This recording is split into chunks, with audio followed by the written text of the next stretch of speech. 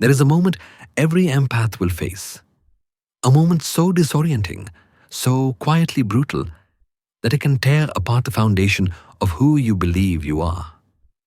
It begins with something small, a look, a word, someone you trust telling you that what you felt never happened, that what you saw was not real. And for a heartbeat, you believe them. You feel the ground of your own mind begin to tilt, and suddenly, truth feels like quicksand. This is not madness.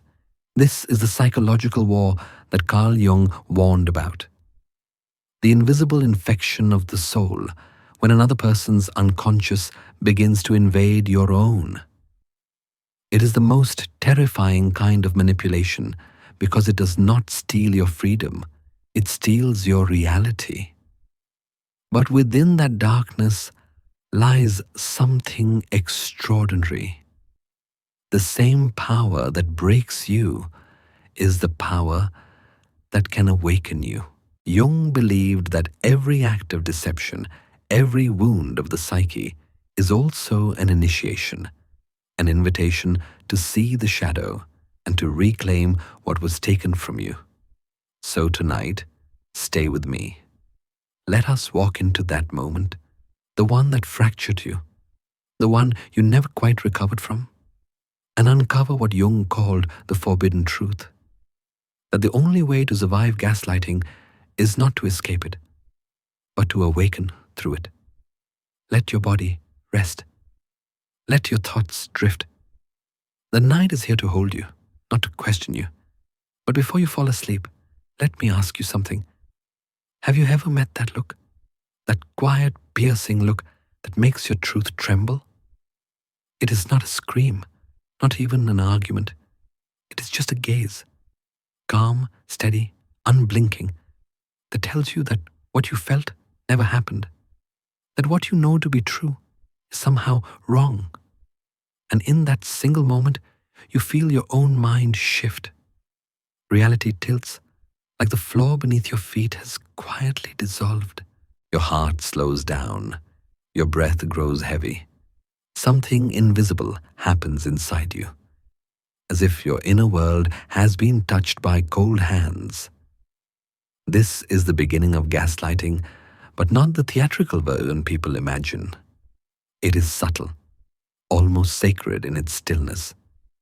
The weapon is not anger, it is denial, a quiet erasure of what you saw, what you knew, what you trusted. Carl Jung once said, "The greatest danger to our soul is not darkness itself, but becoming possessed by it." And that is what happens here. Not possession in the mystical sense, but in the psychological one. Someone's unconscious energy begins to enter your field. You feel it before you understand it. Their certainty seeps into you like fog through a window left open at night. You tell yourself it is nothing. You tell yourself you are overreacting. But the feeling lingers. It is like standing before a mirror that suddenly refuses to reflect you. The empath, you, are someone who lives by feeling, not by logic. You have spent your life trusting what cannot be seen: tone, rhythm, vibration, energy. It has guided you through rooms, relationships, and storms. You have learned to hear what people do not say. But when someone looks into your eyes and denies what you know, that gift turns against you. It is like a compass that suddenly spins in circles. You cannot tell where north is anymore. In Jungian language, this moment marks the collision of realities. Your inner world meets another's shadow. He called it psychic infection, the process by which one person's unconscious content seeps into another's psyche. It is an invisible invasion. No weapons, no noise, only a slow merging of perception. Imagine a still lake at night. The moon reflects perfectly across its surface, pure, whole, silent. Then someone throws a stone. Ripples spread, the reflection fractures, and though the moon above remains untouched, the water no longer remembers its shape. That is what gaslighting does to consciousness. It does not destroy truth. It distorts your ability to see it. You begin to feel the strange weight of their disbelief pressing against your chest. You try to breathe normally, but each inhale feels heavier. Your body reacts before your mind can reason. The heart slows, as if preparing to protect itself from something it cannot name. Jung wrote that the psyche has its own natural defenses, its own immune system against the unconscious.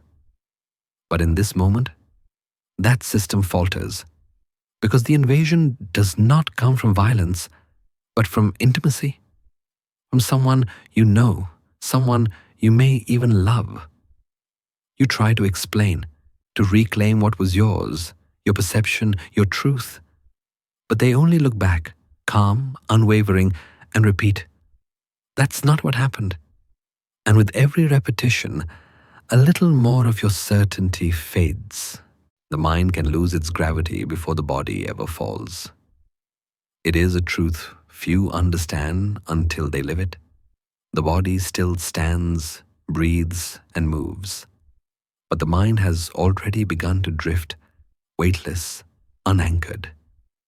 You start to question the only thing that ever kept you safe, your own knowing.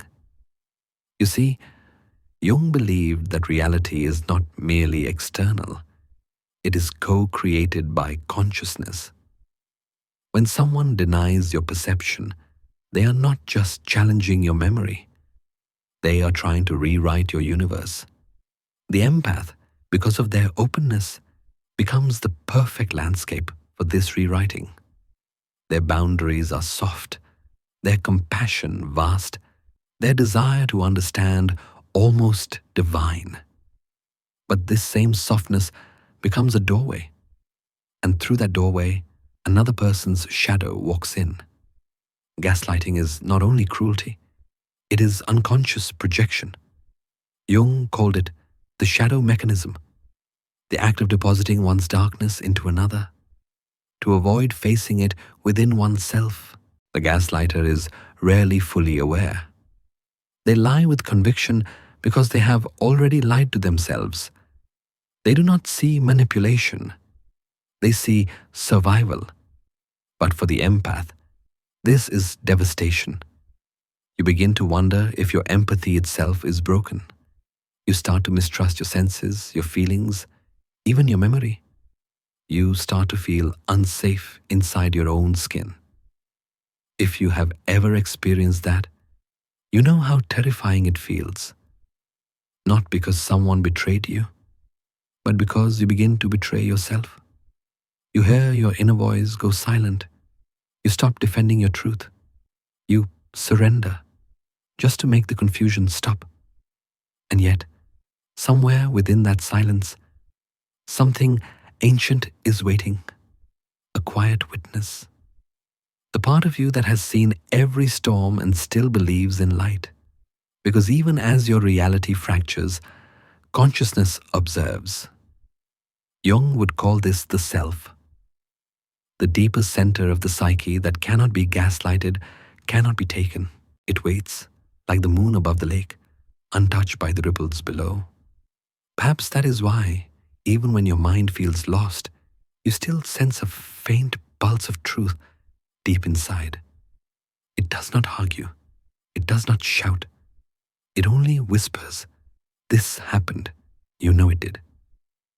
So as your body rests tonight, as your breath slows and your thoughts begin to drift, remember this.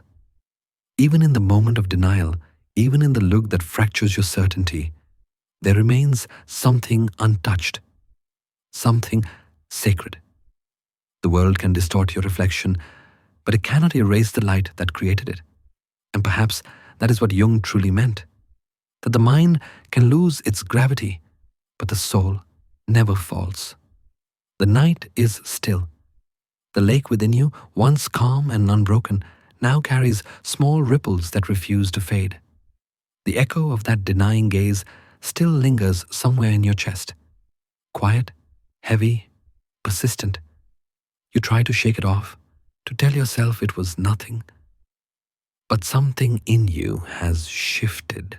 A thin crack has formed in the mirror of your mind, and through it, uncertainty begins to seep in. You see, this is where it begins, not in chaos, but in stillness. The moment after the denial, when everything looks the same, yet nothing feels the same. You go back to your day, your voice, your reflection, but something about them feels foreign now. The way your own thoughts sound inside your head seems different, as if someone else is whispering from within. Carl Jung once described this as the moment when the darkness moves from without to within. It is what he called psychic infection, when the unconscious content of one person begins to infiltrate another's psyche. It does not announce itself with violence. It moves gently, invisibly, like mist, filling an empty room. At first, you do not even notice it. You simply begin to second-guess yourself. You replay the conversation in your mind. Maybe I did misunderstand. Maybe I am too emotional. And as those thoughts settle, your certainty starts to loosen, like soil after a long rain. Jung wrote, "The possession of the mind begins when one's inner ground is no longer one's own." That is precisely what happens here. You start to feel a quiet presence inside you. Not quite your voice, not quite theirs, but something in between. It questions what you know. It tamps down your intuition. It tells you to be reasonable, to not make a scene, to doubt your instincts. You feel the split growing wider. A part of you still remembers what you felt, the truth that rang in your body like a bell. But another part, softer, more afraid, whispers that you could be wrong. And between those two voices, you begin to lose balance. This is the slow birth of doubt. It doesn't feel dramatic. It feels almost kind. It tells you to calm down, to be rational, to see things from their perspective. You listen because you are compassionate, because you have always been someone who tries to understand. And yet, in your effort to understand them, you begin to abandon yourself. It is subtle. You start to replace "I know" with "I think." You trade "I felt" for "maybe I imagined." You become diplomatic with your own truth. And little by little, your sense of reality, once firm and luminous, begins to thin like paper left too long in the sun. Jung believed that when we deny what we know to be true, the unconscious takes over. He wrote, "When you lose the power of naming what is, you surrender the soul's authority." That is the essence of psychic infection. When your consciousness no longer belongs entirely to you, another's shadow begins to live inside your perception. You start to see the world through their lens. You begin to anticipate their emotions before your own. You shape your words to avoid their discomfort, even at the cost of your peace. You stop trusting the language of your body, the tightening in your chest, the cold in your stomach, the quiet ache that once guided you away from danger. And still, they look so sure, so calm, so certain. You start to envy that certainty. You start to want it for yourself. You think, if they believe it so strongly, maybe they are right. That is the paradox. You are not hypnotized by their words, but by their confidence. Their conviction replaces your intuition. And for the first time, you realize that the truth is not a fixed point anymore. It is a tide that moves with whoever has the stronger voice. Carl Jung often spoke about the autonomy of the unconscious, how the psyche contains its own living energy capable of influencing thought and emotion without our consent. In moments like this, you can feel that autonomy at work. Something in you has been invaded, not by force, but by suggestion. It feels like a fog settling between you and yourself. You begin to wonder, who am I if I cannot trust what I feel? That question is quiet but devastating. It is not just about the other person anymore. It is about the erosion of your own center. Doubt becomes the new gravity, pulling everything inward. You move through your days slightly detached, like watching yourself through glass. You smile, you speak, you nod, but somewhere beneath, a small voice trembles. What if I am the problem? This is how self-betrayal begins. Softly, invisibly, almost tenderly. Jung warned that when we identify too deeply with others, we risk participation mystique, a merging of boundaries where the distinction between self and other dissolves. It can feel intoxicating at first, this closeness, this empathy, but it is also where the infection spreads. You start to forget where their feelings end and yours begin. Their anger feels like your guilt.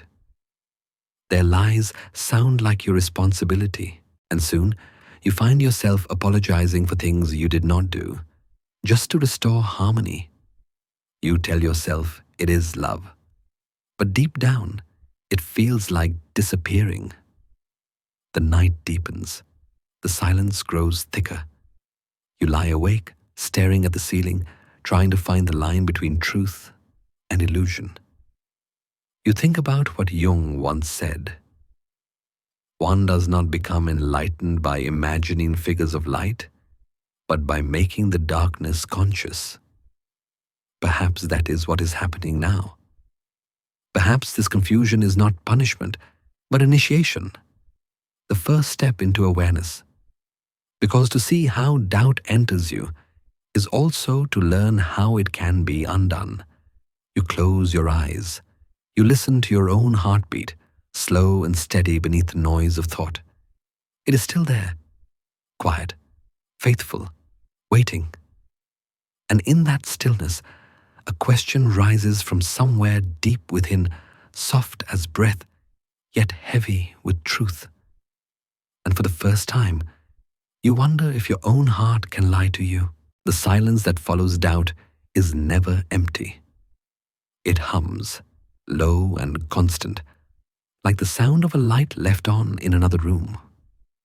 You lie there, remembering the moment that fractured you, replaying the voice that made you question your own. The words are simple, ordinary even, but their echo reshapes the air around you. And as you drift between waking and sleep, something inside whispers, how did it come to this? To understand what is happening to you, you must go back, not to your past, but to a story almost a century old. The word gaslight comes from a 1938 play by Patrick Hamilton, later turned into a 1944 film titled Gaslight.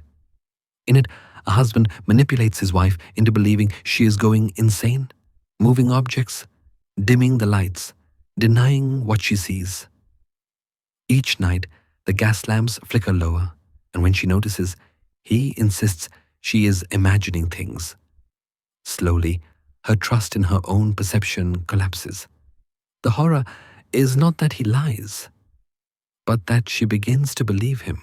That, Carl Jung would say, is when the unconscious of one person begins to colonize the other. He wrote, "The meeting of two personalities is like the contact of two chemical substances. If there is any reaction, both are transformed. Gaslighting is that reaction in its most destructive form, the moment when transformation turns into possession. When you are gaslighted, your psyche becomes a battleground between two realities. The gaslighter projects their shadow, the parts of themselves they cannot accept, onto you. In Jungian terms, this is projection, the unconscious act of disowning one's darkness by locating it elsewhere. But projection alone is not yet gaslighting. Gaslighting begins when the projector insists that their projection is the truth, when they deny your experience so fully that their version of reality begins to overwrite yours. It feels, as Jung described, like being colonized by another mind. You start to think in their rhythm, speak their phrases, and fear their disapproval before they even express it. It is not brainwashing. It is psychological erosion, a soft reshaping of your inner world until your own thoughts will no longer sound like you. Imagine fog rolling into a house through an open window. At first, it looks harmless, a faint mist, a cool breeze. You even welcome it, thinking it brings freshness to the air. But as it spreads, the room becomes dim. The walls blur. The shapes you once recognized turn uncertain. Soon you cannot remember what the room looked like before the fog came. That is the true mechanic of gaslighting. It does not attack. It infiltrates. It does not shout. It whispers. It does not destroy the mind from the outside. It convinces the mind to destroy itself from within. Jung once said, "Until you make the unconscious conscious, it will direct your life and you will call it fate." In gaslighting, another person's unconscious begins to direct your life, and you start to call it love, loyalty, or a peace. You begin to edit yourself to maintain the illusion of harmony. You suppress your intuition to keep the connection alive. And the more you silence your truth, the deeper their shadow roots itself inside you. Psychologists call it manipulation. Jung would call it psychic infection. When one person's unconscious material, their fears, lies, or shame, seeps into another's psyche, it spreads like an invisible virus. The infected person starts to carry emotions that are not their own. Guilt that does not belong to them. Confusion that was never theirs to hold. You feel it physically. The body knows before the mind does. Your chest tightens. Your breath shortens. You hesitate before speaking, scanning their face for safety. You learn to predict their moods like weather patterns. Every cell in you becomes alert, not to truth, but to survival. Still, somewhere inside, a part of you resists. It is the faint but persistent knowing that something is off. But when you try to voice it, the gaslighter's certainty meets you like a wall of ice. They sound so calm, so rational. They say you are overreacting, too sensitive, imagining things. You start to doubt not only your memory, but your sensitivity. The very trait that once made you compassionate now becomes a source of shame. That is the cruel beauty of gaslighting. It uses your empathy against you. The more you try to understand them, the deeper you step into their labyrinth. Jung described this phenomenon as the shadow dance, the unconscious interplay between two psyches, where each mirrors the other's darkness. But for an empath, that mirror is magnified. You not only see their pain, you feel it. And in feeling it, you start to believe it is yours to fix. Gaslighting thrives in that confusion, in your need to heal what was never your wound. You might wonder, why would anyone do this? Jung's answer was simple and devastating. People project their shadow because facing it feels like death. It is easier to call you crazy than to admit they're afraid. Easier to rewrite your memory than to confront their own guilt. In Jung's words, Everything that irritates us about others can lead us to an understanding of ourselves. But not everyone wants to understand. Many would rather build a reality where they are never wrong, and you become the casualty of that illusion. And yet, even in this darkness, awareness begins to stir. As you listen to this now, part of you is already waking, the part that still remembers what the truth feels like. It might be buried beneath confusion, but it is there. The pulse of authenticity, the quiet strength that refuses to be rewritten. So tonight, as you breathe in slowly, imagine that fog beginning to lift. Picture the light returning to the corners of that inner room. Remember how it felt to know something and trust it, to see clearly without needing permission.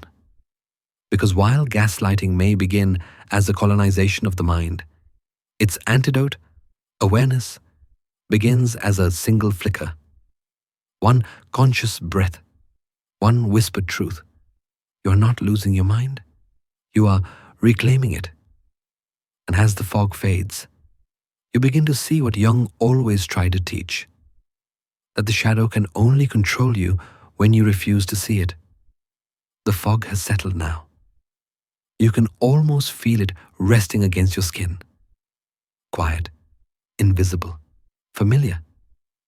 In the previous moment, you saw how gaslighting takes form, how another person's unconscious begins to move through you, reshaping your inner world without ever asking permission. And yet, what happens next is even more subtle, more seductive. Because sometimes the invasion does not feel like violence. It feels like love.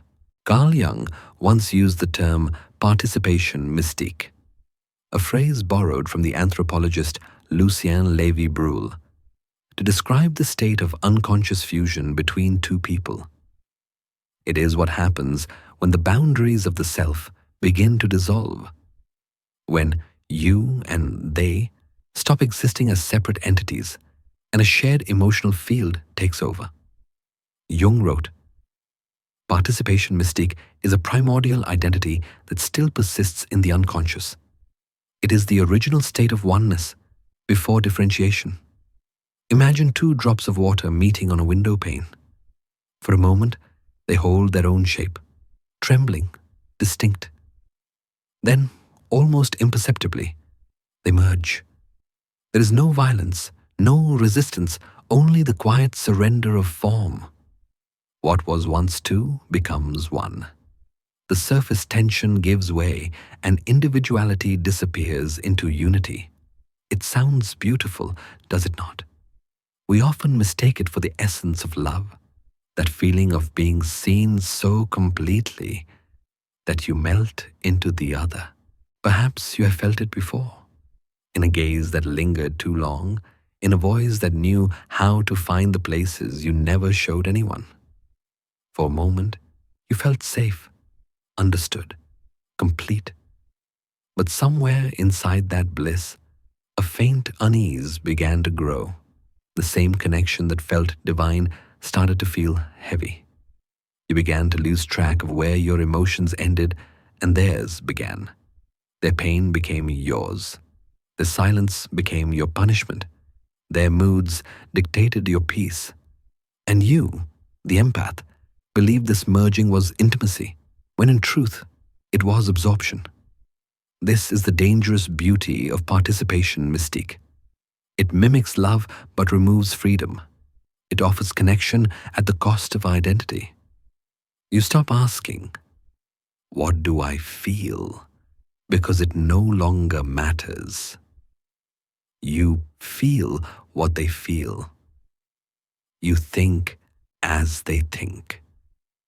You adjust your rhythm to their breath, your worth to their approval.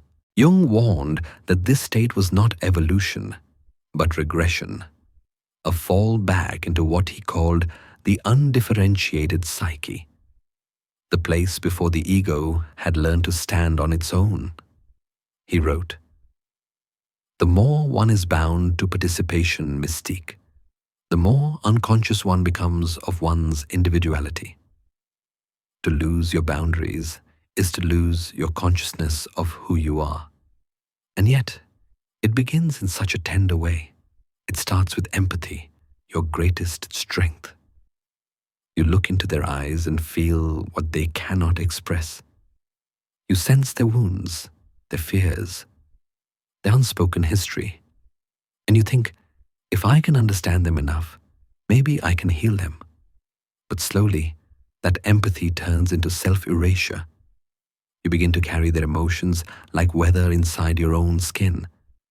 If they are sad, you feel responsible. If they are angry, you search for what you did wrong. You start to bend around the moods, like trees, bending with the wind. The storm becomes your climate, and you call it love. In Jungian terms, this is not love, it is identification. The ego dissolves into the unconscious field shared between you and the other.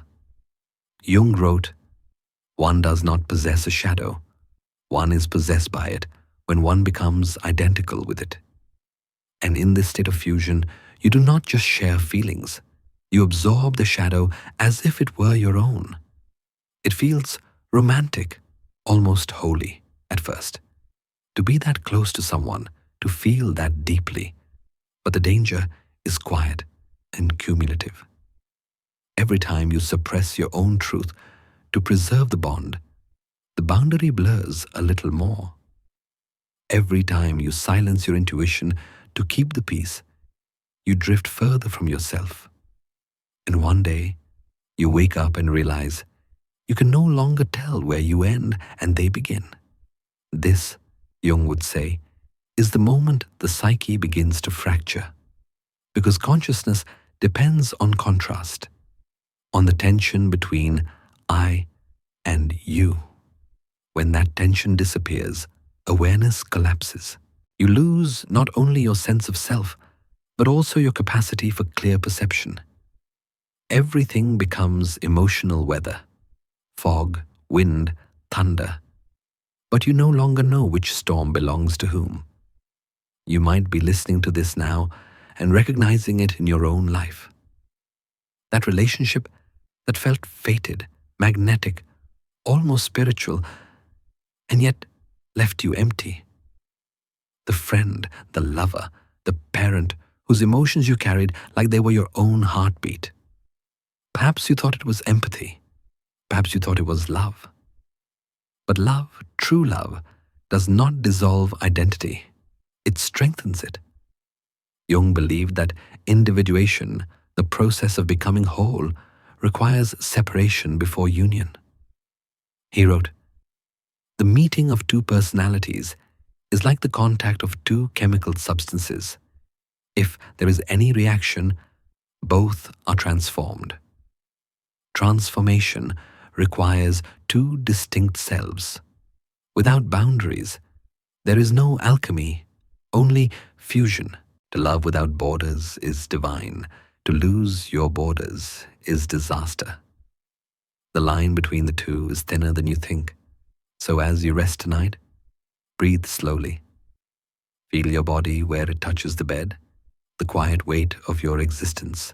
You are here. You are distinct.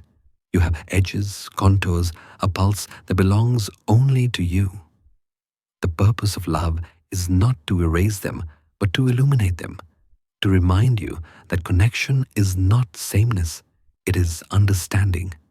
Empathy, when guided by consciousness, becomes light. Empathy without boundaries becomes shadow. And so, the work begins to love deeply without dissolving, to see another soul without losing sight of your own, to stay soft but separate. Because the truth is this: the moment you lose yourself for someone else, you do not become more loving, you become invisible. And the journey back from invisibility begins by remembering this simple truth. You are allowed to exist as yourself, even in love.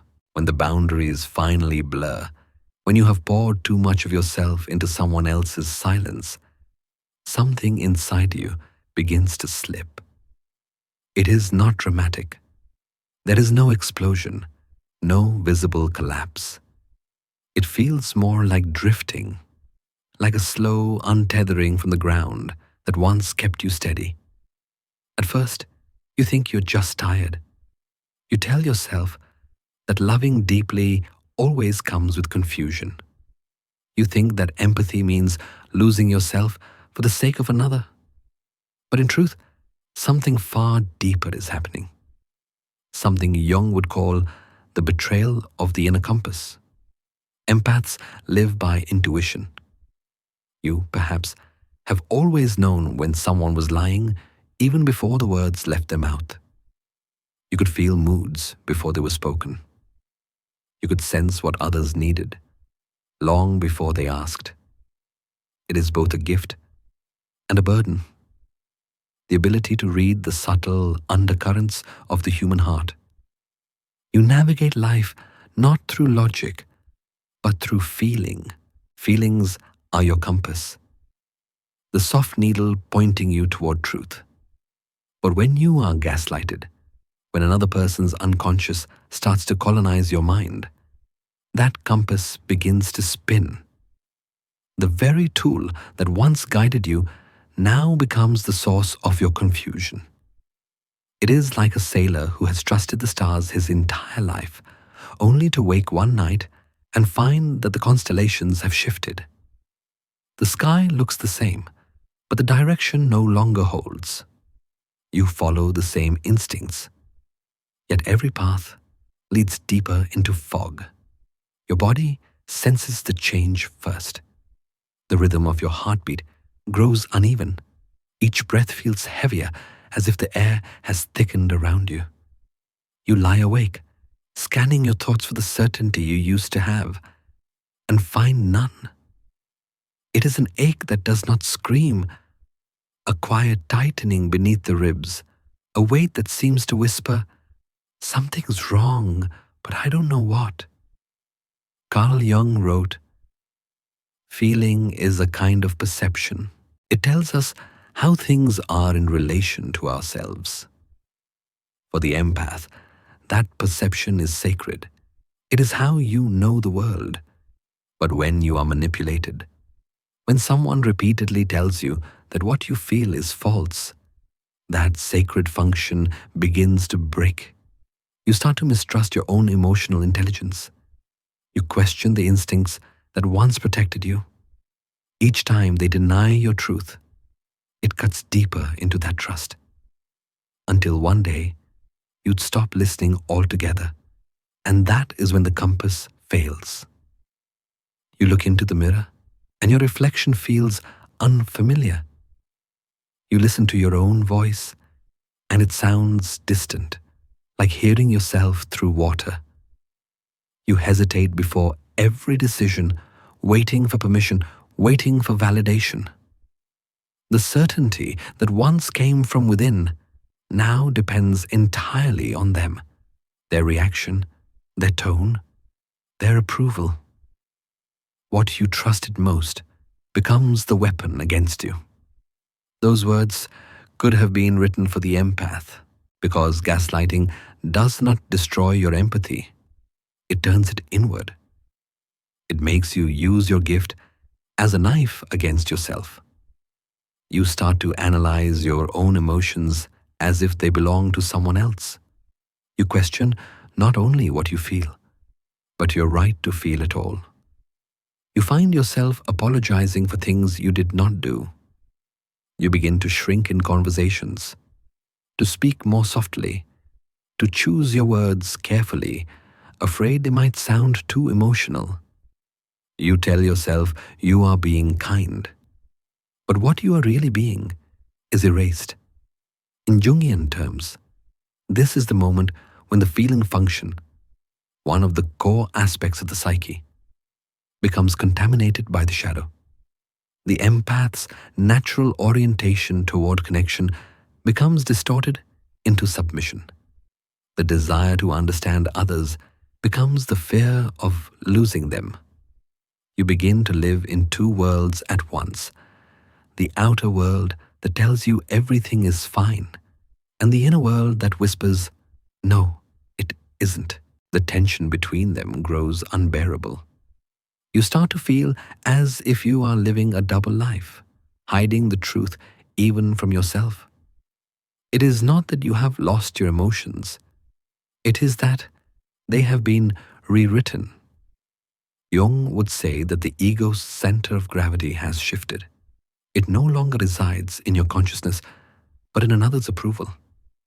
Your psyche, once your home, has become a foreign country.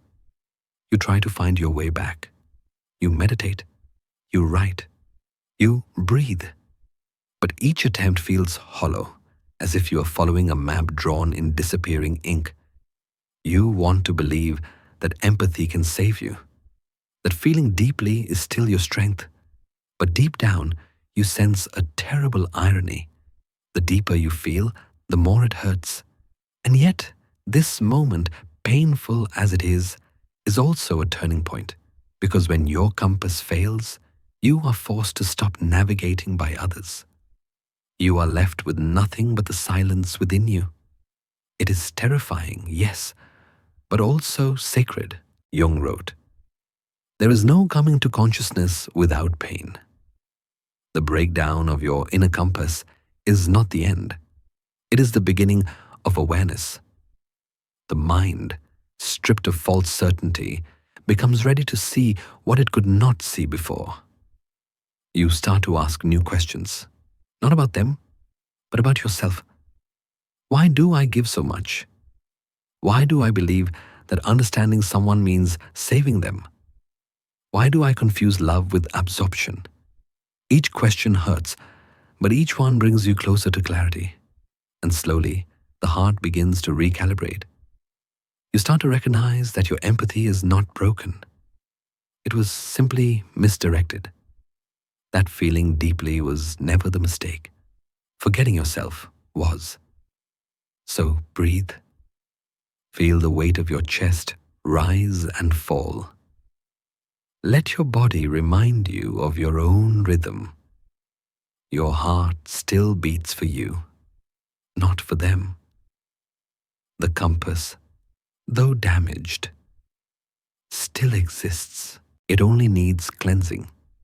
A return to what Jung called individuation, the process of becoming whole again, of reclaiming your truth from the fog. And when you finally do, you will see. The gift of the empath was never about reading others. It was about learning to read yourself and to trust that inner knowing once more. Because even when everything else lies, the body remembers. And deep within, beneath the static and the fear, your compass still points home. The compass falters, and suddenly nothing feels certain anymore. You no longer trust the stars that once guided you. Not your intuition, not your memory, not even your own heartbeat. Everything begins to bend, to reflect light in strange directions. And then you look up and find yourself staring into the mirror that lies. It begins innocently.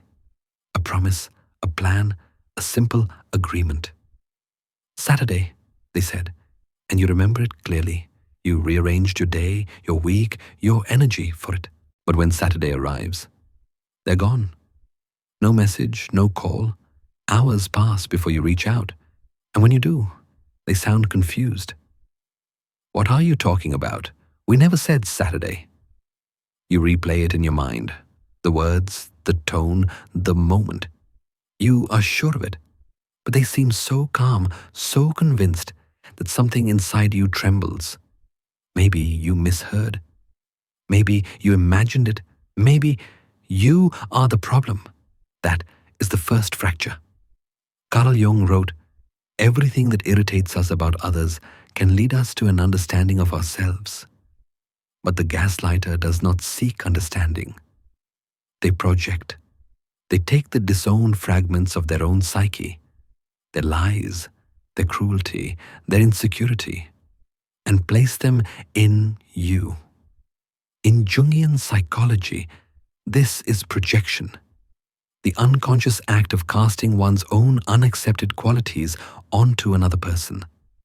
And you, the empath, become their mirror. But this is no ordinary mirror. It is one that reflects not your truth, but their distortion. They look into you and see their own shadow, the traits they cannot face, and accuse you of them. They call you manipulative when they are the one twisting reality. They call you unstable when they are the one unraveling. They say you are too emotional when it is their fear of emotion that drives them. In Jung's words, the shadow is that hidden, repressed, for the most part inferior and guilt-laden personality whose ultimate realization is essential for the development of wholeness. The gaslighter, however, refuses that realization. Instead of integrating their shadow, they export it into you. At first, you resist. You defend yourself. You try to explain. But they are relentless, their conviction unshakable. You begin to notice something strange. Their certainty feels stronger than your own truth. Their words carry the gravity of confidence, while yours begin to sound uncertain, hesitant, defensive. You are fighting a battle not of facts, but of energy. Jung described this as identification with the persona, the mask one wears for the world. The gaslighter is entirely identified with theirs. They believe their performance so completely that even their lies feel true. And you, sensing their emotional conviction, begin to doubt your own. It happens quietly. You start by second-guessing one memory, then another. A conversation, a tone, a feeling. Soon you are not sure what is real anymore. Their voice becomes the filter through which you see your life. The moment you begin to believe their certainty more than your own truth, that is the moment your inner reality fractures. It feels like drowning in clear water. You can still see the surface, the light above you, but you cannot reach it. Every time you try to rise, their version of events pulls you back down. That's not what happened. You're remembering wrong. You're being dramatic. You start to apologize more often. You start to explain yourself before you've even been accused. You start to shrink, to speak less, to question more. The gaslighter does not need to cage you. You begin to build the cage yourself. This is what Jung called psychic infection. When another person's unconscious material infiltrates your psyche, spreading confusion like a virus. You begin to hear their voice in your mind, narrating your every thought. You're overreacting. You're too sensitive. You always make things about you. And because that voice now sounds like your own, you believe it. In the soft language of trauma, this is how identity erodes. Not through violence, but through the slow substitution of your inner dialogue with someone else's script. Still, a small part of you resists. You catch flashes of clarity, moments when you remember how it used to feel to trust yourself. The mind flickers between realities, trying to choose which one is safer. The gaslighter's world is painful but familiar. Yours feels fragile, uncertain. So you stay. But every time you surrender your truth for their comfort, the mirror steals a little more of your reflection. You fade, not all at once, but in fragments. A forgotten opinion, a silenced instinct, a memory you no longer defend. Jung might have said that this is what happens when the ego becomes too weak to hold the tension of opposites. The pull between my truth and their truth. When that tension collapses, the self does not vanish. It dissolves into the other. You stop living as an individual consciousness and begin to exist as a reflection of someone else's unconscious. And yet, this pain, unbearable as it feels, carries meaning. Jung believed that the psyche never suffers without purpose. There is no light without shadow, no psychic wholeness without imperfection, he wrote. Perhaps this darkness too is guiding you towards something. The recognition that truth cannot be borrowed. For now, though, all you feel is the ache of self-doubt. The way your heart clenches when they say, "You're imagining things." The way your throat tightens when you realize you no longer know what to say.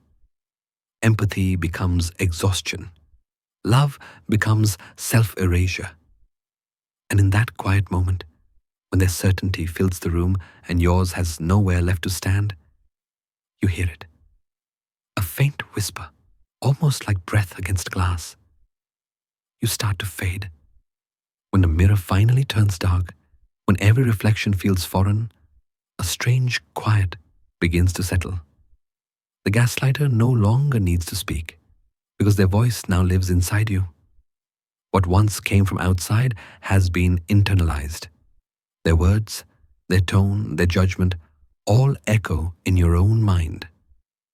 There comes a day when no one needs to tell you that you are wrong, because you do it yourself. It happens so subtly that you barely notice the shift. The external battle, the arguments, the denial, the confusion fades into silence. But inside, something continues. You correct your own thoughts before they form. You doubt yourself without reason. You apologize even when no one is there. The war no longer requires an opponent. You have become both prisoner and warden. Carl Jung had a word for this phenomenon: complex. He described it as an autonomous cluster of emotions, memories, and associations that operates independently within the psyche. Complexes, he wrote, behave like independent beings.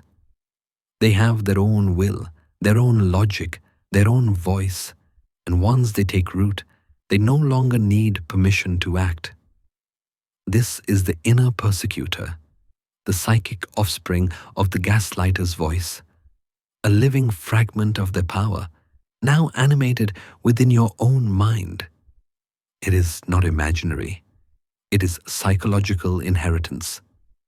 You absorb their energy through constant exposure, and over time, it crystallized into a self-sustaining presence. Imagine your psyche as a house. Once it was spacious, filled with light and quiet corners of safety. But somewhere along the way, an intruder entered. At first, you noticed only small things, a rearranged memory here, a misplaced certainty there. Then, the intruder began to move in. They learned your patterns, mimicked your tone, spoke in a voice almost identical to your own. And one day, when you walk through the hallways of your mind, you realize something horrifying. The house is still yours, but the voice echoing through it is not. You try to locate it, the source of the whisper, but it moves too fast. Sometimes it sounds like caution. Don't say that, you'll sound foolish. Sometimes like protection. Don't trust that feeling, it's probably wrong. And sometimes it simply mocks. You'll never get it right. This voice, Jung would say, has become autonomous. It no longer belongs to you, yet it uses your language. It feeds on your fear. It shapes your identity. And because it comes from within, it feels impossible to resist. Jung wrote, "Until you make the unconscious conscious, it will direct your life and you will call it fate."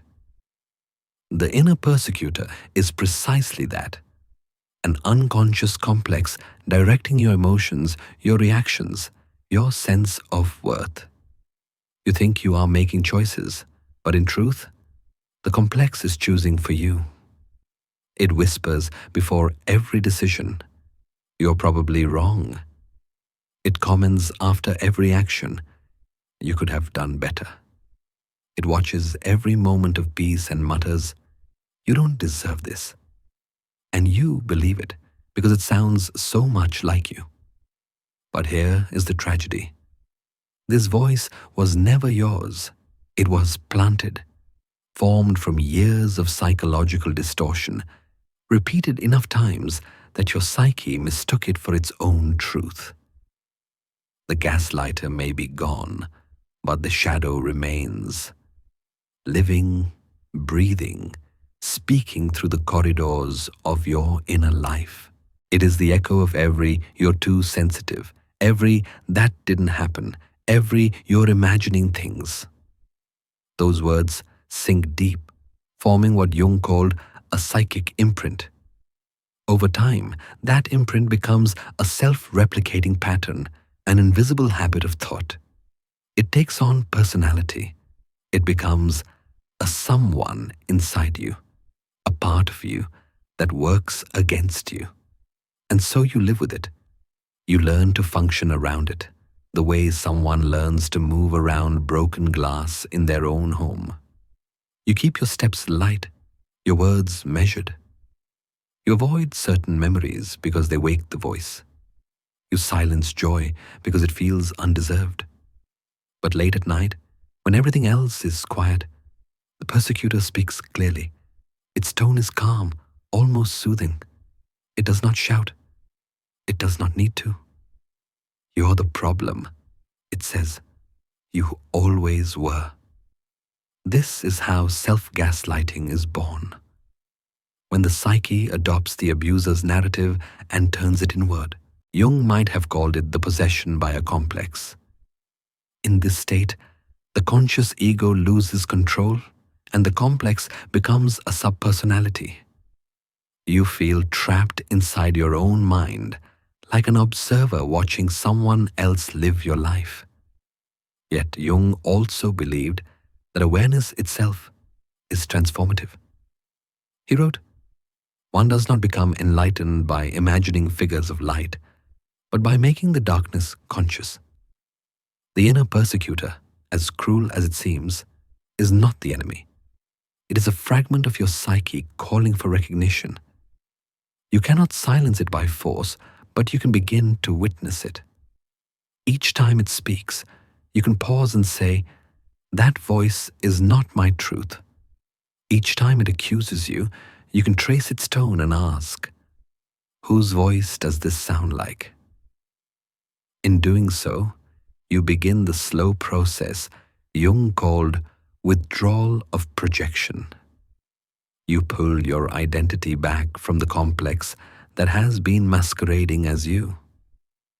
It is not easy. Some nights, the voice grows louder, desperate to keep control.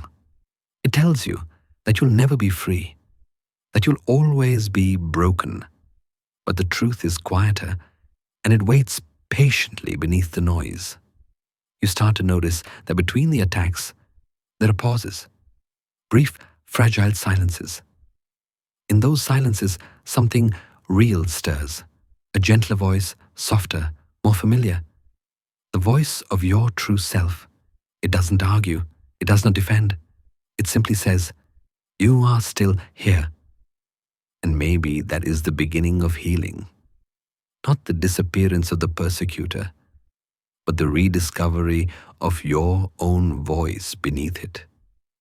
Because the moment you realize that the intruder speaks in borrowed words, the house of your mind begins to feel like home again. And in that stillness, for the first time in a long time, you breathe. Not the breath of survival, but of quiet recognition. You are not the voice that hurts you. You are the one who hears it. After living for so long under the voice of the inner persecutor, something inside begins to give way. The mind grows weary from constant self-interrogation. The heart, once so open and responsive, feels numb. You are no longer fighting anyone, not even yourself. You are simply falling. In the previous moment, you faced the persecutor, that haunting echo that wore your voice like a mask. But now, the distinction between you and it begins to dissolve. There is no longer an argument, no resistance, no clear boundary at all. Just the slow unraveling of what you thought was you. Carl Jung often wrote about this threshold, the point where the ego, the center of conscious identity, begins to collapse under the pressure of the unconscious.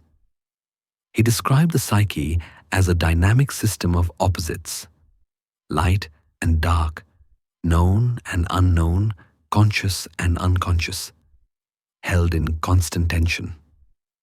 The greater the tension, the greater is the potential, he said. Great energy only comes from a correspondingly great tension of opposites.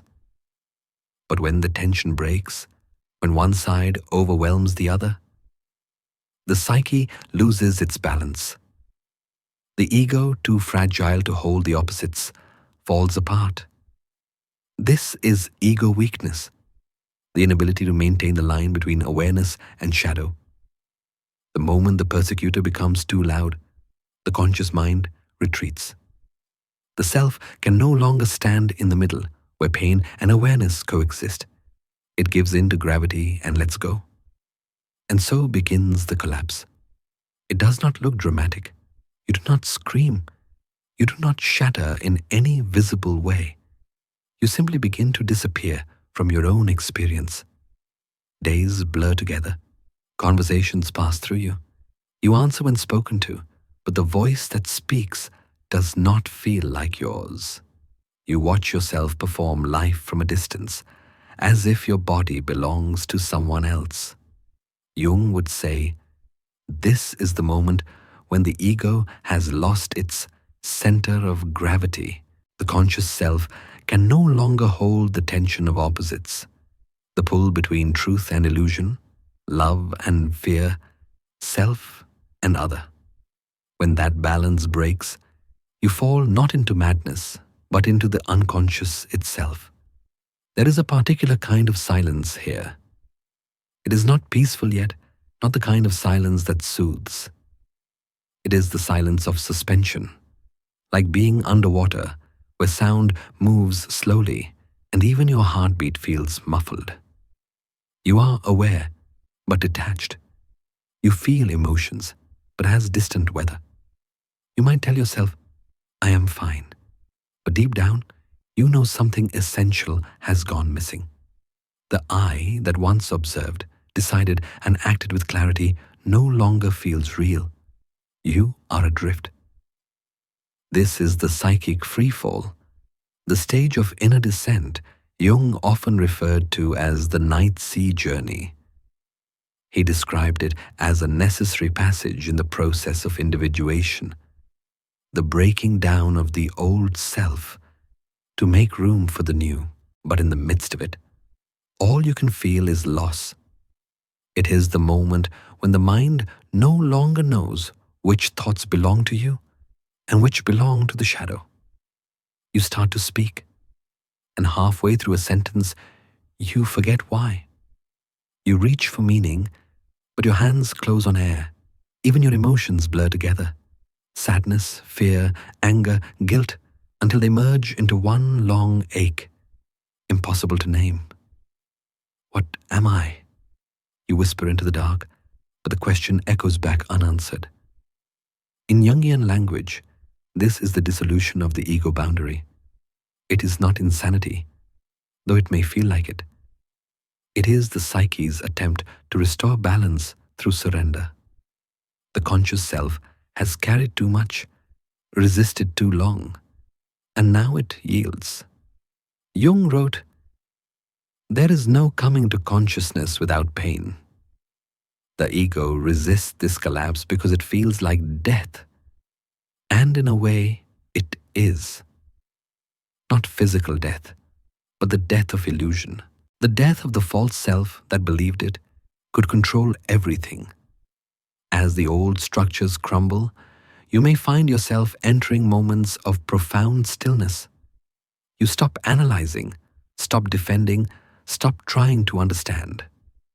The need to fix or prove fades, replaced by a quiet emptiness. And it is here, in this emptiness, that healing begins to take shape, though you cannot see it yet. The collapse of self is not destruction, it is transformation in disguise. Jung called this process enantiodromia, the reversal into the opposite. When the light collapses, the darkness moves in to restore equilibrium. When certainty dissolves, humility awakens. When identity breaks apart, truth slips through the cracks. It is terrifying to lose your boundaries, to not know where I ends and the world begins. But the psyche, in its strange wisdom, knows that the self must dissolve before it can reform.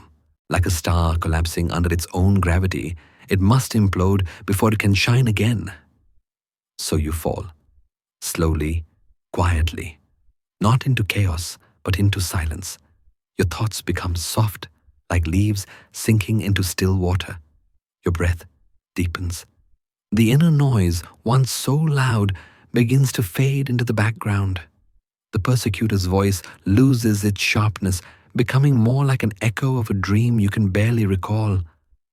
For the first time in a long time, you do not fight. You let the moment be what it is, empty, weightless, undefined. Jung once reflected on his own descent into the unconscious and wrote, "I had to let myself fall into what I had previously feared most. You, too, must fall. Not as surrender to despair, but as an act of trust in your own psyche. The fall is not the end of awareness, it is the widening of it. You are not losing yourself.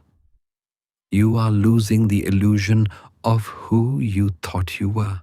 And somewhere beneath the falling, beneath the layers of noise and memory, the deeper self, what Jung called the imago Dei, the divine image within, waits.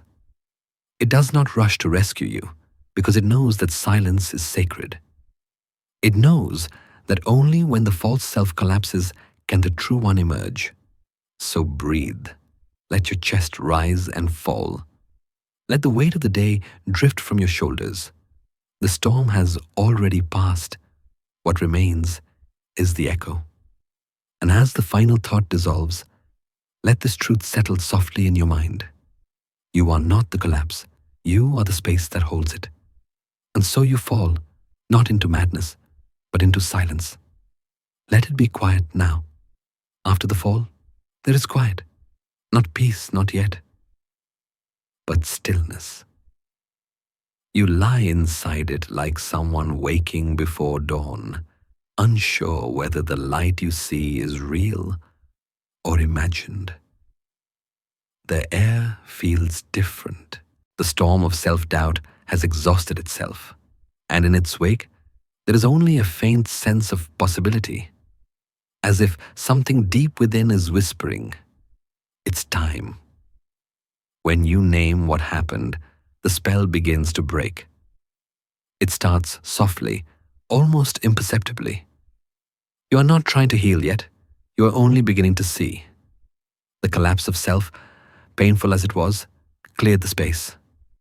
Now, the truth begins to surface. It comes slowly, in fragments. Memories you buried, words you once excused, feelings you told yourself were too small to matter. But they do matter. Every detail you denied has been waiting patiently for this moment, the moment you choose to name it. Carl Jung wrote, "One doesn't become enlightened by imagining figures of light, but by making the darkness conscious." This is the heart of the work, making the unconscious conscious.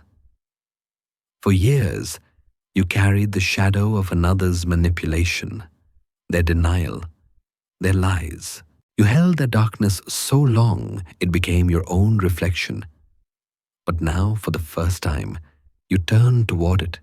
You look it in the eye and speak its name. I was gaslighted. The words feel heavy at first, strange, almost forbidden. But as they leave your lips, something inside you shifts. Naming it does not make you weak. It makes you real again. Each word becomes a small light, flickering down the hallway of your memory, illuminating what was once hidden in shadow. Imagine your mind as a long corridor. The walls are lined with closed doors. Behind each one, a piece of the past you've tried not to remember. Every time you speak the truth aloud, a candle lights up. The darkness thins. The hall becomes less frightening. And for the first time, you realize the monsters you feared were never demons. They were just forgotten memories, waiting for acknowledgement. You see, naming the shadow does not create it. It reveals it. Jung taught that the shadow is everything in ourselves that we refuse to acknowledge. It is the rejected truth, the pain, the shame, the suppressed anger, the vulnerability. But the shadow is not evil. It is simply unloved. When you deny it, it grows stronger. When you name it, it begins to dissolve. So tonight, you whisper the truth, gently, as if speaking to a frightened child. Yes, it happened. Yes, I doubted myself. Yes, I believed their lies. And yes, I am still here. Each admission feels like a small rebellion against the silence that held you captive. Every sentence breaks the hypnosis of gaslighting, the spell that told you your reality was false. Because this is how gaslighting works. It feeds on silence and confusion. It survives as long as you remain afraid to name it. The moment you do, it loses power. Jung called this withdrawal of projection, the act of taking back what you have unknowingly given away. When you name the truth, you reclaim ownership of your mind. At first, you may tremble. The words might feel dangerous. You might wonder if speaking them will make the pain real again. But the truth is already real. It has always been real. You are simply choosing to stop pretending otherwise. This is the dawn after the longest night. The first thin light touches your thoughts, and you begin to see shapes again, outlines of who you were before the fog set in. It's faint, but it's there. You remember the sound of your own laughter, the rhythm of your voice before it learned to apologize, the weight of certainty in your chest before it was taken from you. These memories do not return as ghosts. They return as proof that you were never broken, only buried. Naming the shadow is an act of resurrection. It is the soul saying, I refuse to remain a graveyard for someone else's lies. You do not have to shout it. You do not have to explain it to anyone. Whisper it softly if you must. Write it down. Speak it into your mirror. I was gaslighted. That sentence is both confession and liberation. The psyche, Jung believed, is self-regulating. It strives toward wholeness the way nature moves toward balance. When you acknowledge the shadow, the psyche responds, gently, like water finding its level. The more truth you speak, the more grounded you feel. At first, it will not feel like healing. It will feel raw, exposed. The memories may sting like sunlight on closed eyes. You might cry without knowing why. That's okay. The tears are not a return to pain. They are the body's way of releasing years of silence. Every word you name is a match struck in the dark. Each truth illuminated becomes one less weapon in the hand of your persecutor, and one more brick in the foundation of your own reality. Soon the hallway of memory is no longer terrifying. You can walk it freely. You can see the doors, the shadows, the places where light still hasn't reached. And you do not run. You simply breathe. And that breath, deep, steady, conscious, is the sound of you reclaiming your life. Jung once said, "The acceptance of oneself is the essence of the whole moral problem and the epitome of a whole outlook on life." When you name what happened, you are not assigning blame. You are accepting your experience. You are choosing to believe your own perception again. This is where healing begins, not in forgetting, but in seeing clearly. The shadow no longer frightens you because you have looked directly into it and found something human there. And perhaps, for the first time, you understand what Jung meant when he said, "The gold is in the dark." So, as you lie there tonight, let the words drift softly through your mind. I was gaslighted, not as a wound, but as a truth. Feel the small light inside you glow a little warmer. Picture it filling the corners of your mind, reaching into every place that once felt unreachable. The darkness is still there, but it no longer owns you, because once you name the shadow, it is no longer shadow. It becomes light. After naming the shadow, the silence feels different. It no longer suffocates, it listens. The room of your mind, once filled with ghosts, now holds echoes of your own voice returning to you. You are not whole yet, but something has shifted. You have stopped running. You have turned toward yourself. And yet, even as you begin to see the truth, there is a trembling underneath, a fear that your reality might still slip away. You've been here before, a moment of clarity followed by doubt. You've begun to trust your own memory again, but the old questions whisper back. What if I'm wrong? What if I made it up? Carl Jung knew this uncertainty well.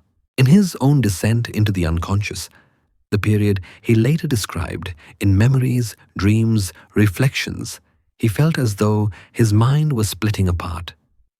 Dreams invaded his waking life. The boundary between imagination and reality blurred. He feared he was losing his sanity. But Jung survived, and what saved him was something he called his Archimedean point. The phrase comes from the ancient mathematician Archimedes, who said, "Give me a place to stand, and I will move the earth." Jung adapted this idea for the soul.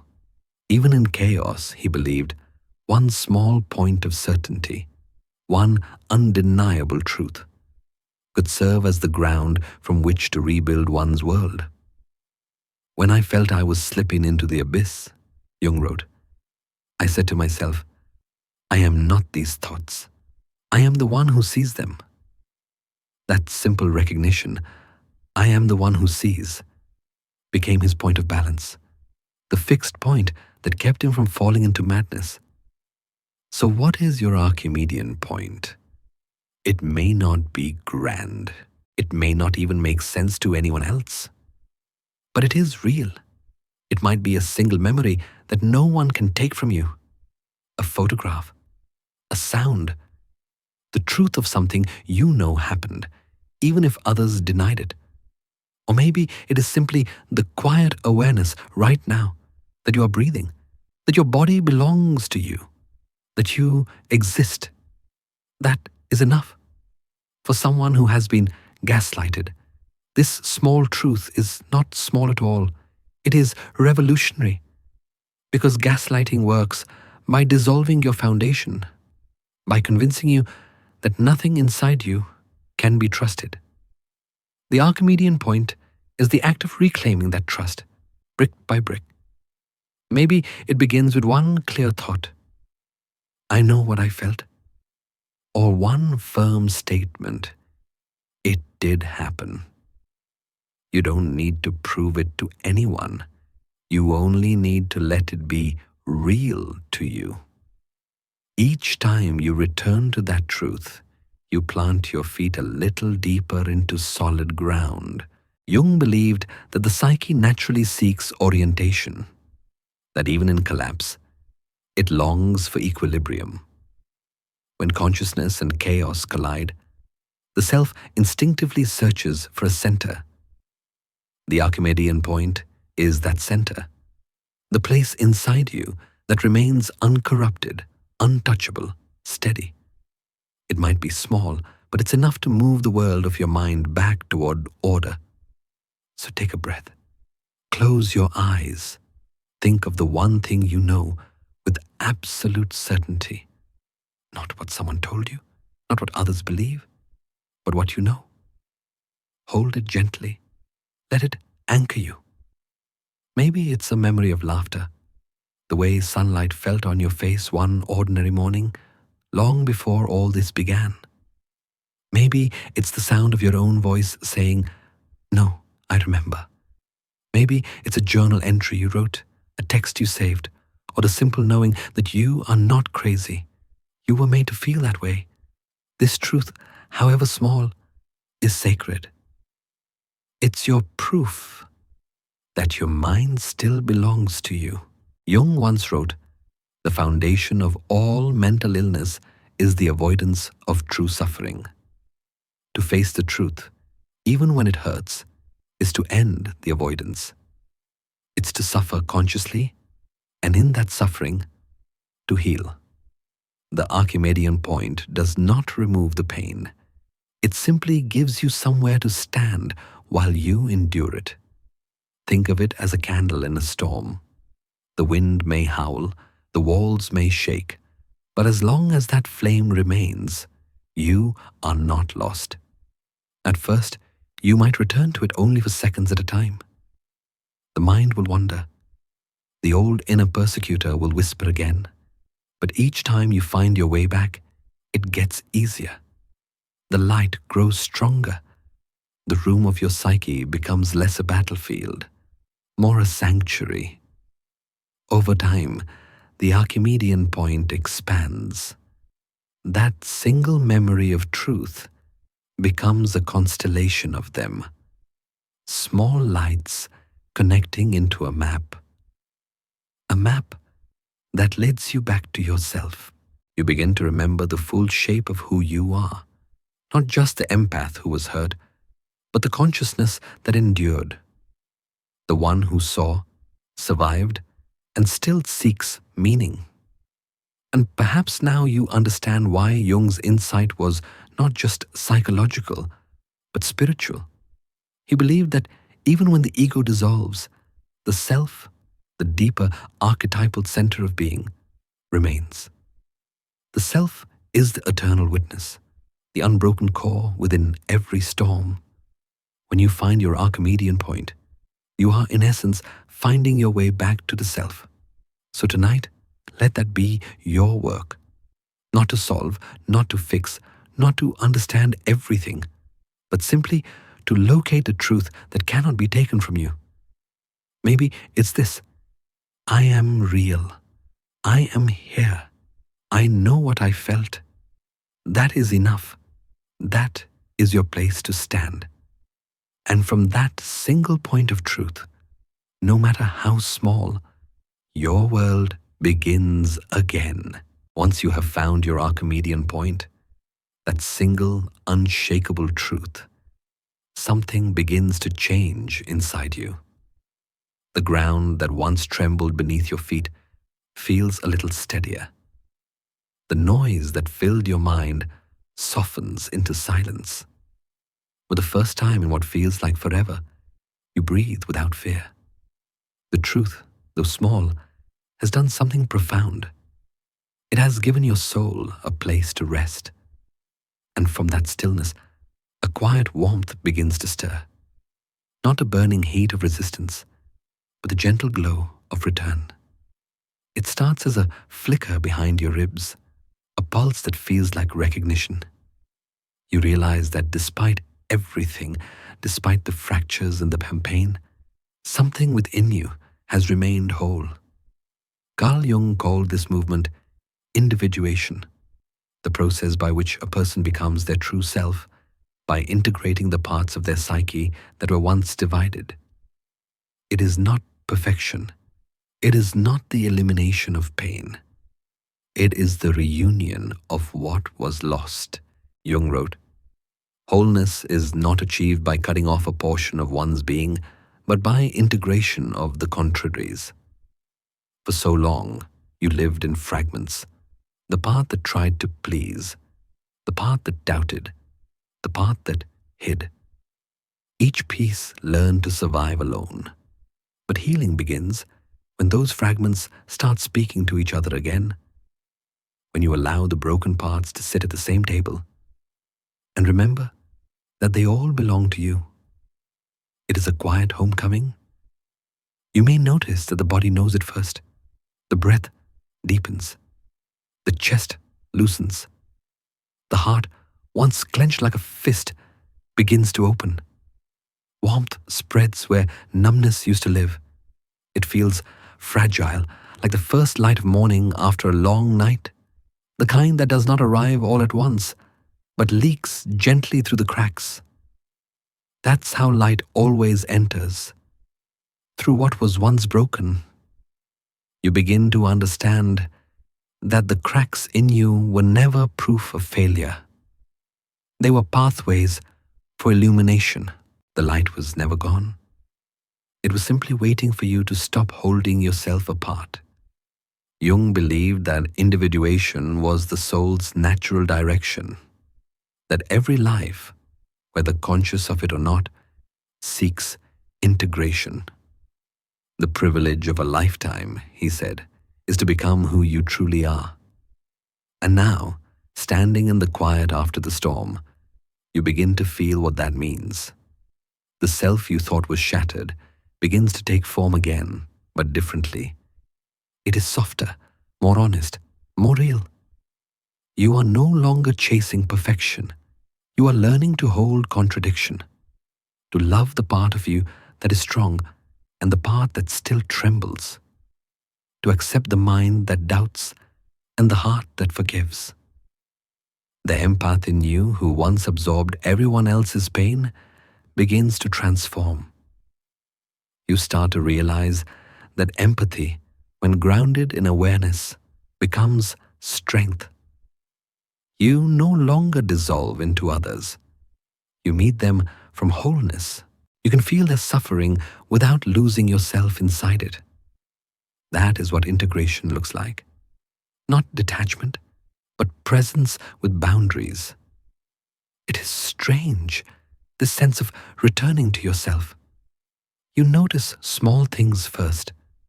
The rhythm of your breath, the color of the sky, the way sunlight moves across your hands. The world looks the same, yet different, clearer, quieter, more alive. It is as if reality itself is exhaling after holding its breath for too long. And in that moment, you remember Jung's words, "You are what you choose to become." For years, your choices were shaped by fear. Fear of rejection, fear of being wrong, fear of being too much.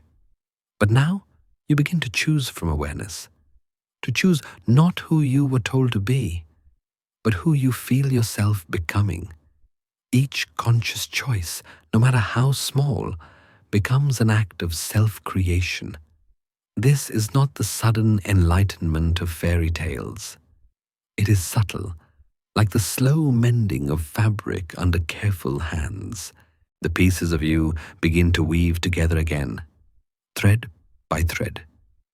You may still hear the voice of the persecutor sometimes, faint but lingering. You may still feel the ache of old wounds, but now they no longer define you. They are simply part of your story, the darker strokes that give the whole painting its depth. Healing, Jung said, is not linear. It is cyclical. Waves that come and go, drawing you inward again and again until you learn to stand in the center of the tide. Each time you return, you bring with you a little more compassion, a little more patience, a little more understanding of what it means to be human. You begin to realize that wholeness is not about never breaking again. It is about knowing you can, and knowing that even if you do, you will find your way back.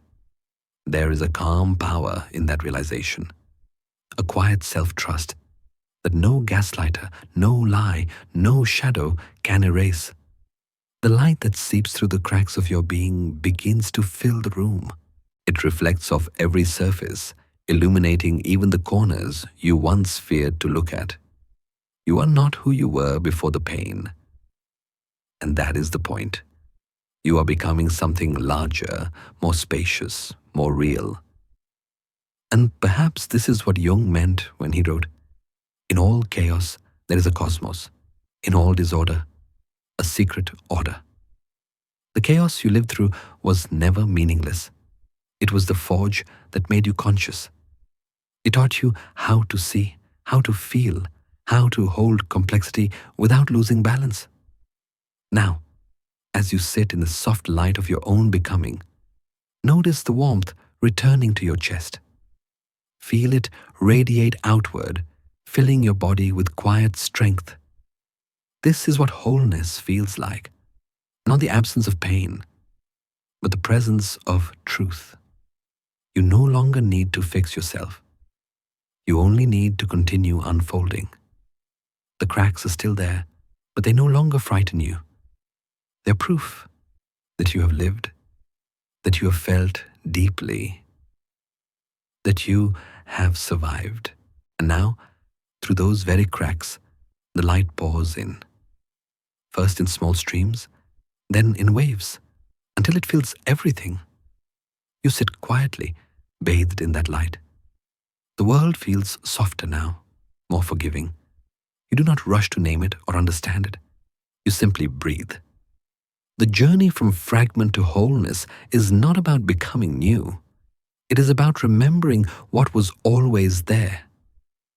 The self beneath the noise, the truth beneath the fear, the light beneath the shadow.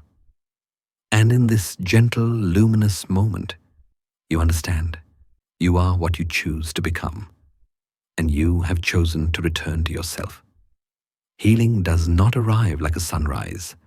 It comes slowly, like the soft return of light through fog, gradual, almost imperceptible, until you realize the darkness has thinned. In the previous moment, you found wholeness, the quiet acceptance that the cracks in you are not failures, but openings. Now, something even deeper begins, the transformation of pain into wisdom. Carl Jung called this transformation the wounded healer archetype, the paradox that those who have suffered deeply often become the ones most capable of helping others. The wound, he believed, is not something to erase, but something to understand. Only the wounded physician heals, he wrote, meaning that true compassion does not arise from perfection, but from experience. You have walked through the fire of self-doubt, and because of that, you can now stand in front of someone else's pain without fear. You no longer flinch when you see suffering in others, because you recognize it. You know its shape, its temperature, its silence. You can see the pain others hide, because you have met your own. That is the gift of the wound. You begin to notice it quietly in daily life. Someone speaks with trembling anger, and instead of reacting, you feel a strange tenderness. A friend withdraws into silence, and you do not rush to fill it. You sit beside them, remembering what it felt like when silence was your only refuge. You no longer need to fix or rescue or prove. You simply understand. This is empathy transformed. No longer the desperate absorption of another's suffering, but the calm recognition of shared humanity. You can hold space without drowning, You can listen without losing yourself. That balance is sacred. Once your empathy was your undoing. You absorbed the emotions of others until you forgot your own. You blurred boundaries because you mistook self-erasure for love. But through the long process of individuation, you have learned the difference between connection and merging. Jung taught that the self must remain distinct to be whole. To help another soul, you must first know where you end and they begin. Now, you give from overflow, not depletion.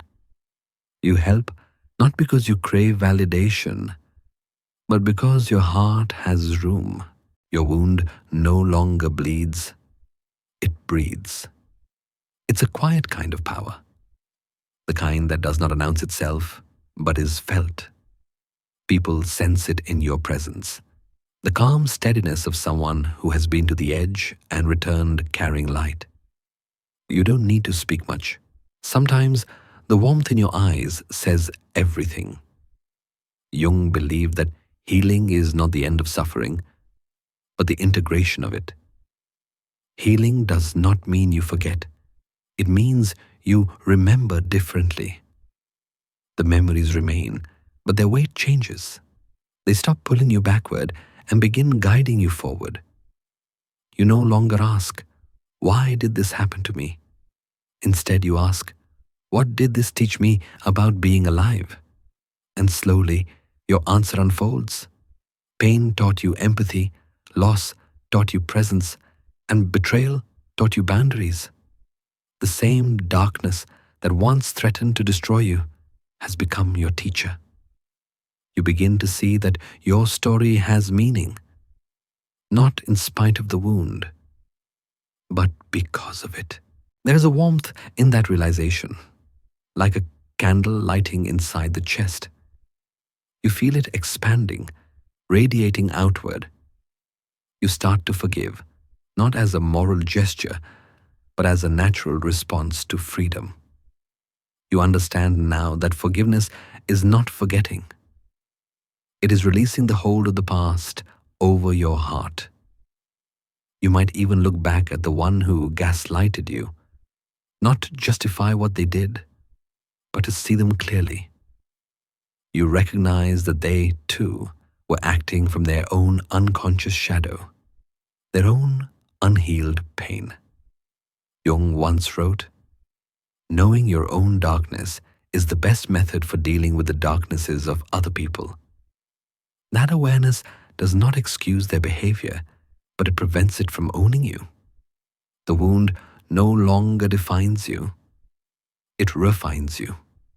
Your empathy becomes discernment. Your sensitivity becomes wisdom.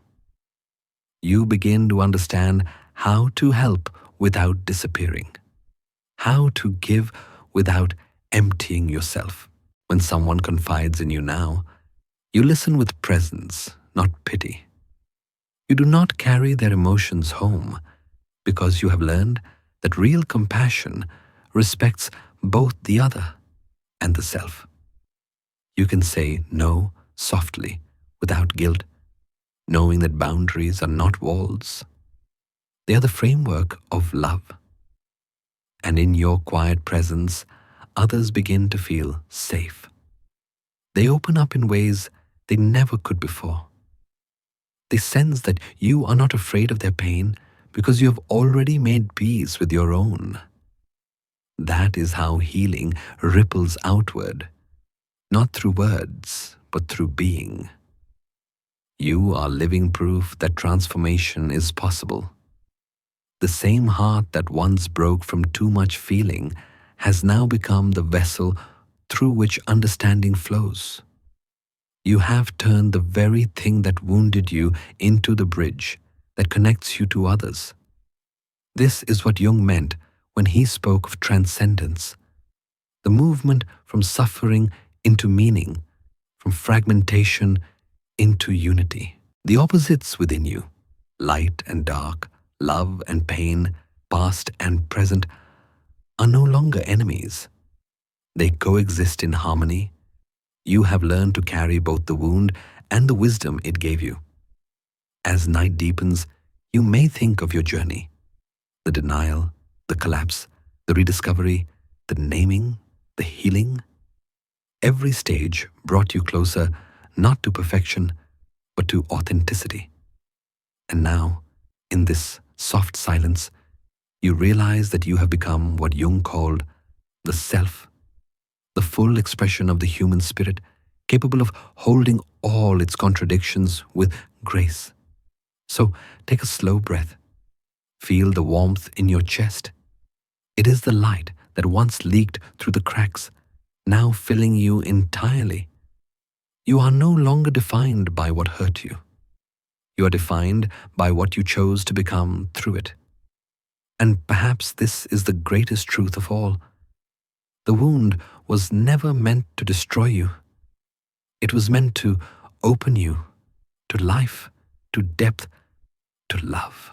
You smiled softly to yourself, not with triumph, but with quiet understanding. Healing does not mean you forget. It means you remember differently. The night has grown quiet. The echoes of the past, the confusion, the collapse, the search, the healing have softened into stillness.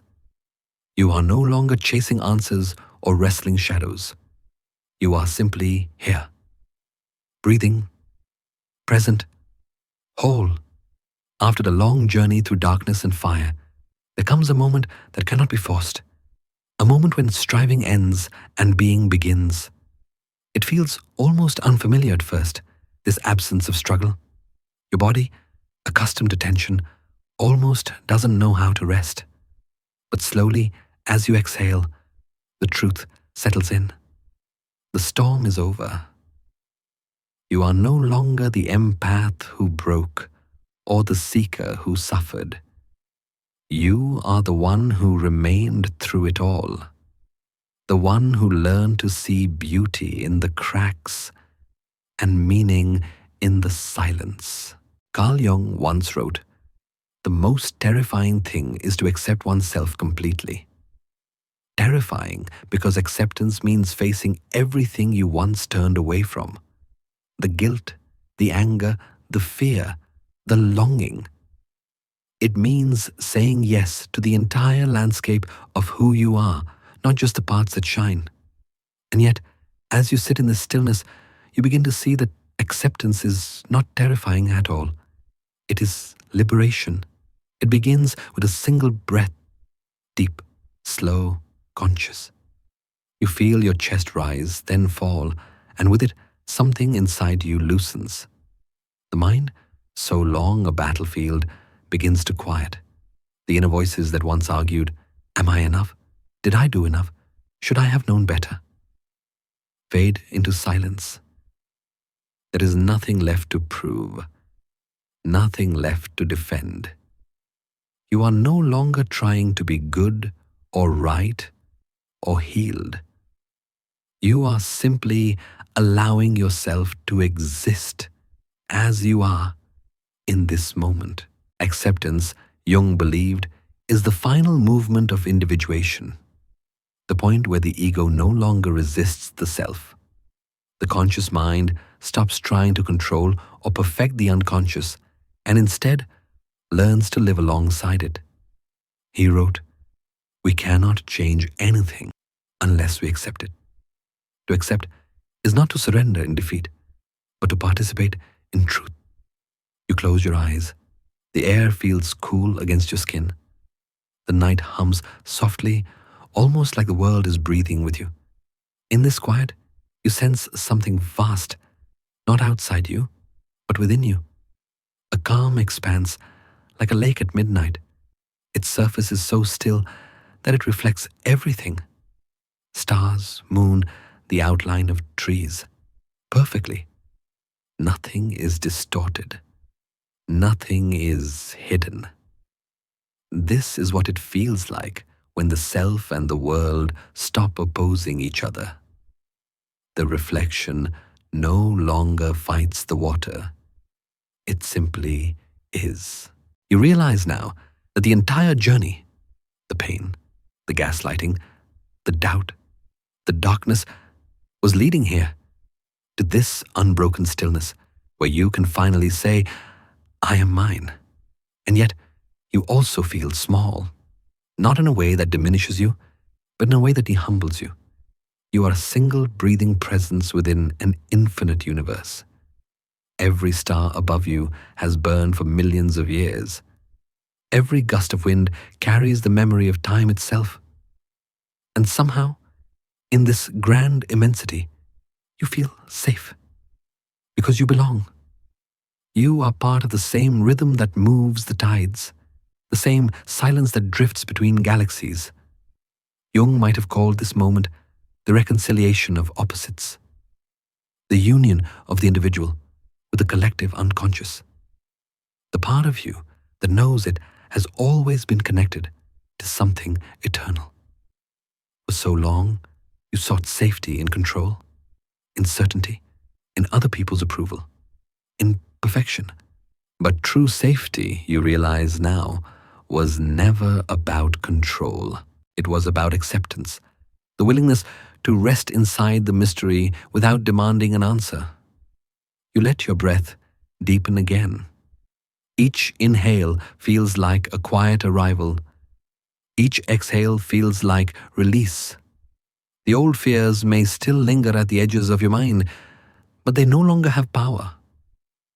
You see them, you acknowledge them, and you let them pass, like clouds drifting across a calm sky.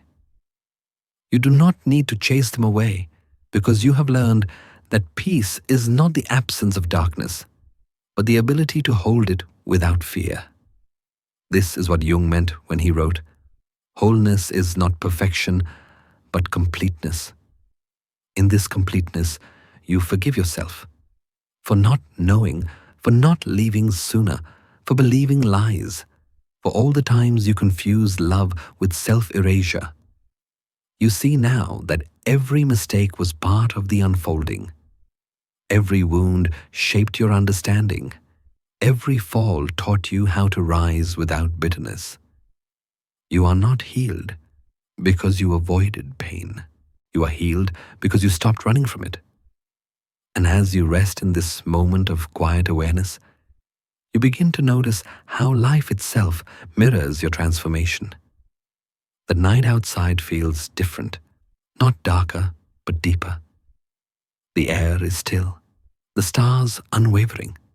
Somewhere nearby, water reflects the moon's round glow, perfectly whole, perfectly calm. That image lingers in your mind. The still lake reflecting the full moon, the symbol of harmony between the conscious and the unconscious, between the self and the universe. There's no resistance, no distortion, just stillness, just light. You are that lake, you are that reflection.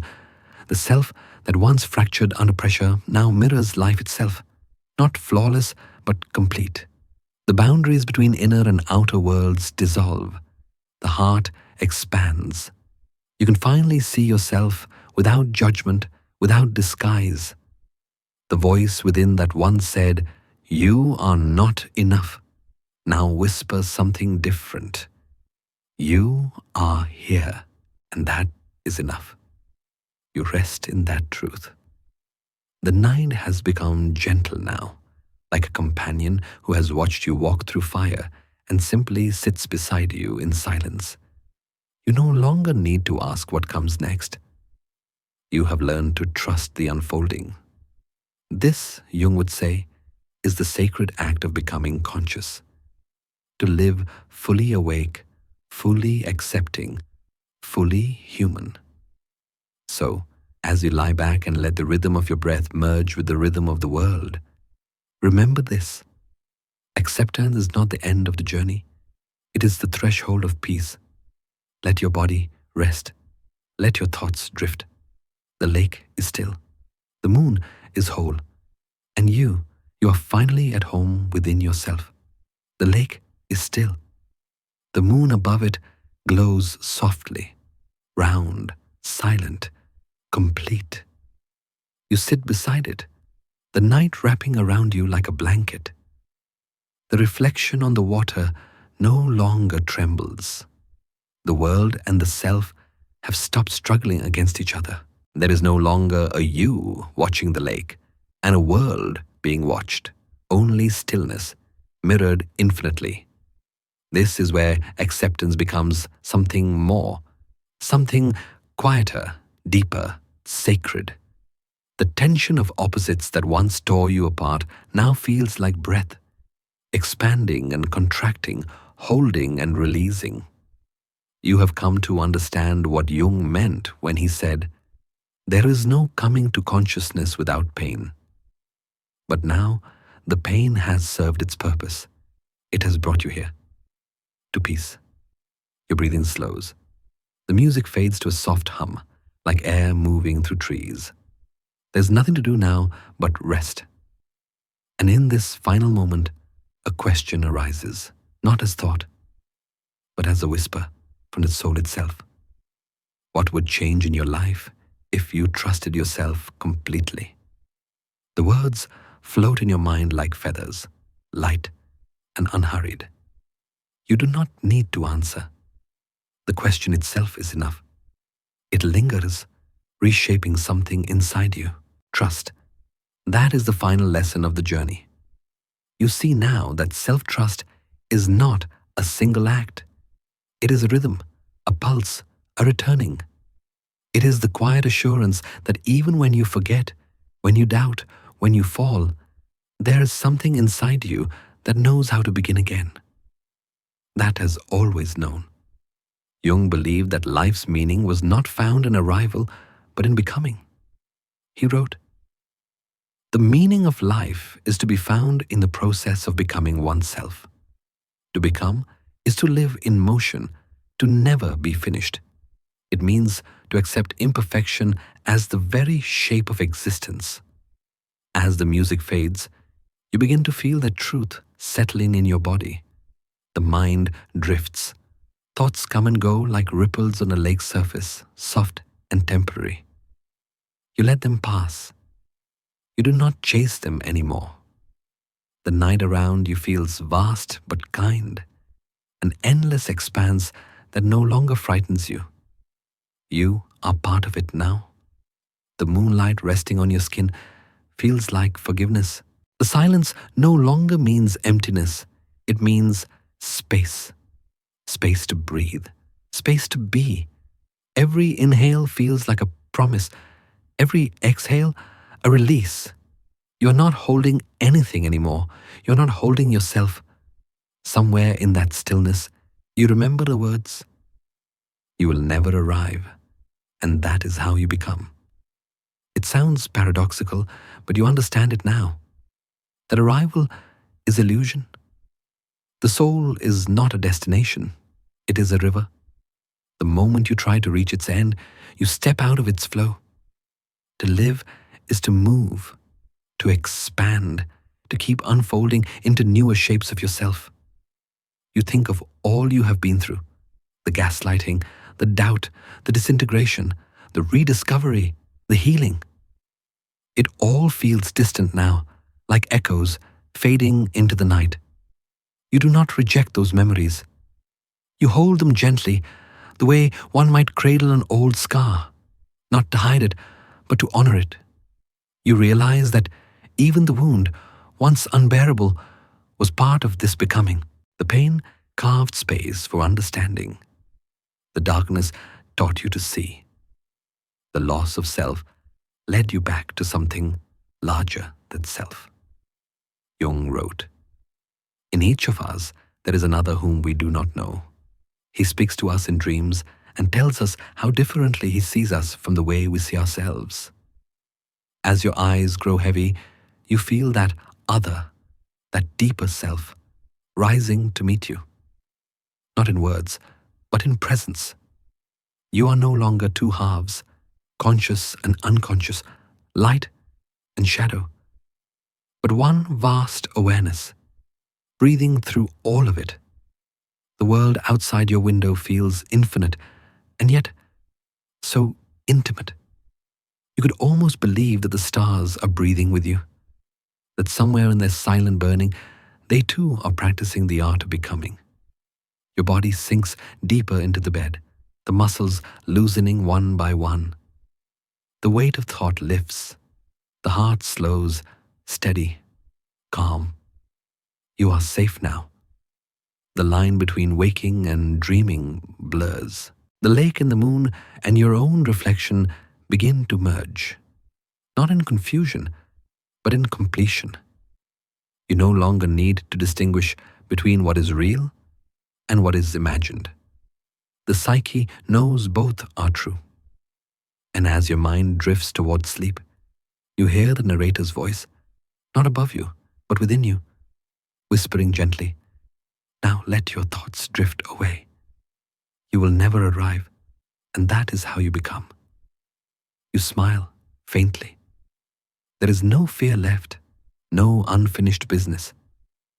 Only a feeling of quiet belonging, the sense that you have returned to the great rhythm that moves all things, becoming, dissolving, becoming again. Outside, the lake remains perfectly still. The moon reflects itself endlessly, circle within circle. No beginning, no end. And as your eyes close, that image becomes your last waking vision. The still lake, the full moon, the self and the world at peace. The voice returns once more, barely louder than a breath. Soft, certain, kind. Good night, my friend. The music fades. The world falls silent. And you drift into the sleep of becoming. The story ends where silence becomes its own kind of language. You have walked through every shade of the human soul, through denial, collapse, rediscovery, and light. And now there's nothing left to chase, only stillness. The lake within you is calm again. The moon hangs whole above it, its reflection unbroken. You are no longer searching for meaning in others or waiting for proof that you are enough. You have learned that peace does not come from understanding everything. It comes from trusting yourself completely. The world will still shift. Shadows will still return. But you will know how to breathe through them. You will remember that every fracture is a doorway, every doubt a teacher, every ending an invitation to begin again. So as your body softens into rest, let the thoughts that once kept you awake drift into the distance. Let them dissolve like mist over the water. There is nothing to fix now, nothing to prove. Only this, the quiet pulse of life moving gently through you. You are not broken. You are becoming. And in that becoming, there is peace. Now, let the light fade. Let the night hold you. You are safe. You are whole. Good night, my friend.